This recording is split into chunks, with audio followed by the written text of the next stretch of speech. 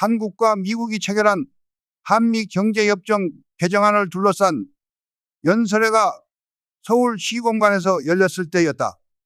야당과 혁신계 인사들은 이 개정안이 한국을 미국에 팔아먹는 저희가 있다며 정부 여당을 공격했다. 신민당, 혁신계, 무소속 대표가 차례로 나와 분위기를 반대쪽으로 몰아갔다. 장례는 긴장감으로 터질 것만 같았다. 정부 쪽에서 해완선 부흥부 장관이 나서서 설명을 하려 했지만 야유 속에서 제지당했다. 야당은 정부가 나라를 팔아먹었다고 공격했다. 구파 계열의 신민당 박준규 의원이 목청을 높였다. 또 혁신계 윤길중 대표도 가세했다.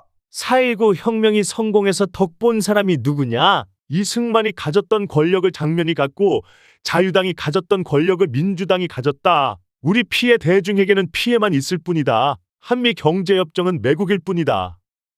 내가 마지막으로 연단에 올라섰을 때 장례는 수습이 불가능할 정도로 난장판이었다.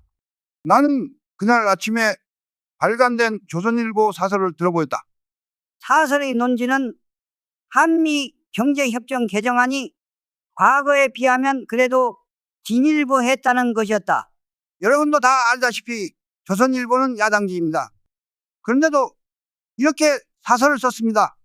야당지조차 평가를 하는 장점이 있음에도 이것을 국민들이 반대하는 것은 정부의 책임이 큽니다.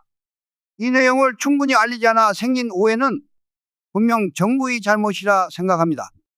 당연히 정부를 감쌀 것으로 여겼던 청중들은 여당 대변인이 정부를 공격하자 귀를 기울이기 시작했다. 이러한 청중의 태도 변화에 당황한 한 사람이 유독 큰 소리로 떠들며 연설을 방해하는 것이 보였다. 그때까지 저 자세였던 나는 책상을 내리치며 일갈했다. 거기 당신 일어나 보시오. 4.19가 왜 좋은지 아시오? 왜 4월 혁명이 자랑스러운 것이냐 말이오. 과거 이승만 정권 때는 나만 말할 권리가 있고 너는 말할 권리가 없다고 해서 우리가 싸웠지 않습니까? 이제는 너도 말하고 나도 말하고 말할 권리가 있는 시대인데 왜 당신들만 떠들고 나는 말을 못하게 합니까? 그러면 당신네는 모두 이승만 정권으로 돌아온 것 아니오. 당신들은 지금 독재를 하고 있는 것입니다. 당신들의 독선을 위해 학생들이 희생되었다면 이보다 더 억울한 일이 세상에 어디 있겠소. 말을 했으면 들어도 봐야 할 거 아닙니까? 그러자 여기저기서 한마디씩 했다. 조용히 하시오. 말해보시오. 들어봅시다. 장례는 자연히 정리되었다. 나는 말에 힘을 주어 한미 관계의 중요성을 설명하고 이 법안 개정안이 나라를 팔아먹는 일이 아님을 설명해 나갔다. 청중들은 제자리에 앉았고 서서히 내 연설에 귀를 기울이기 시작했다. 마침내 청중들은 내 연설에 열렬히 호응해 주었다. 연설이 끝났을 때 박수와 환호성이 나왔다. 당시 현장에서 그 상황을 지켜본 한 신부는 장면 총리에게 가서 총리를 위해서 일을 하는 사람은 김대중 한 사람뿐입니다. 그 얘기를 했다고 한다. 나는 장면 총리로부터 크게 칭찬을 받았다. 이날 이후 혁신계에서는 개정안 반대 시위를 철회했다. 내 연설이 사람들을 움직였던 것이다. 역시 용기는 최대의 미덕이고 진실에 근거한 웅변은 최고의 무기임을 확인할 수 있었다. 또한 신념을 가지고 옳은 일을 바르게 얘기하면 국민들이 이해해 준다는 확신을 얻었다. 1961년 봄이 되자 사회 각 분야가 차츰 질서를 찾기 시작했다. 무엇보다 정치권이 안정을 찾아갔다. 시위도 눈에 띄게 줄어들었다. 시위에 시민들이 점점 둔감해지기 시작했다. 시민들은 호응 대신 면박을 주기 시작했다. 그만했으면 이제 됐다는 반응이었다. 기나긴 혼란의 터널을 빠져나오는 듯 했다. 작년 내각과 여당은 국토 종합 개발 계획을 세웠다.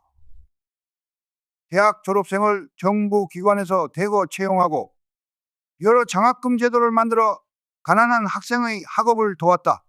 혁명의 주체 세력인 학생들의 면학 정신을 북돋기 위한 여러 장치들을 마련했다. 그것은 국가의 미래를 위한 투자이기도 했다. 한편으로는 국민의 경제 수준 전반을 끌어올리는 경제개발 계획을 마련했다.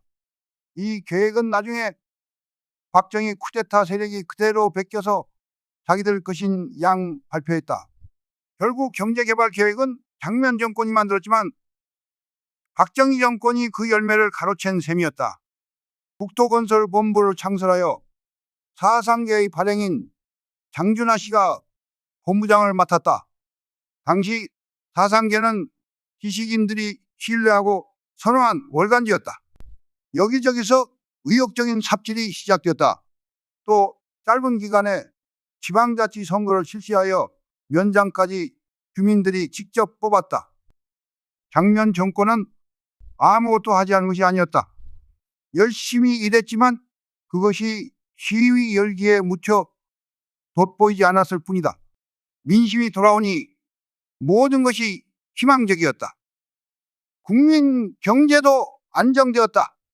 장 총리는 미국 방문을 앞두고 있었다. 6월 정상회담을 내심 기다리고 있었다. 당시 케네디 미국 대통령은 독재 정권을 무너뜨리고 출범한 민주정권에 호감을 가지고 있었다. 그리고 그 정권의 리더인 장 총리를 높이 평가하고 있었다. 같은 가톨릭 신자여서 친밀감이 더했는지도 몰랐다. 새 나라를 건설하는데 필요한 대대적인 원조를 미국으로부터 얻어낼 수도 있는 혹이었다. 만사가 잘 풀려나갔다. 이대로 가면 한국의 민주주의는 튼실히 뿌리내릴 수 있을 것 같다. 그리고 내게도 봄바람이 불었다. 그 바람은 강원도 인제에서 불어왔다. 1960년 선거에서 전표 차이로 나를 이기고 당선된 민 의원은 경찰서장 출신이었다. 그가 3.15 부정선거에 관련된 사실이 뒤늦게 밝혀져 의원 자격을 박탈당했다. 인제군의 보궐선거는 5월 13일에 치르게 되어 있었다. 나는 민주당 후보로 다시 출마했다. 그리고 마침내 이겼다.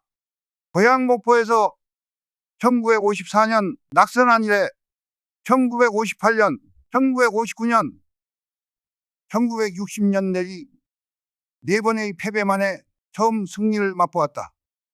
선거판에 뛰어든 지 7년 만이었다.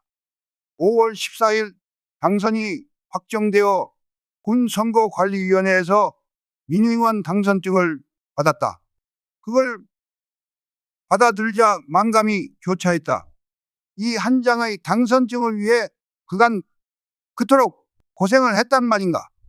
세상을 뜬 아내 차용애가 맨 먼저 떠올랐다. 나는 당선증을 쥐고 통곡했다. 서울로 올라가면 금배지를 받을 것이다. 금배지를 달고 아내 앞에 서고 싶었다. 아내의 무덤을 찾아가 보여주고 싶었다. 14, 15일 나는 지친 몸을 이끌고 당선 인사를 다녔다. 주민들은 진심으로 축하해 주었다. 진작 뽑아주지 못해 미안하다는 표정으로 내 손을 잡았다. 따뜻했다! 나는 그런 주민들을 보면서 또 감격했다. 그래서 정치에 뛰어들 때의 각오를 새롭게 떠올렸다. 바른 정치를 펴리라. 저들을 위해 모든 것을 바치리라. 승리의 낮과 밤은 그렇게 지나갔다. 그리고 5월 16일 아침을 맞았다.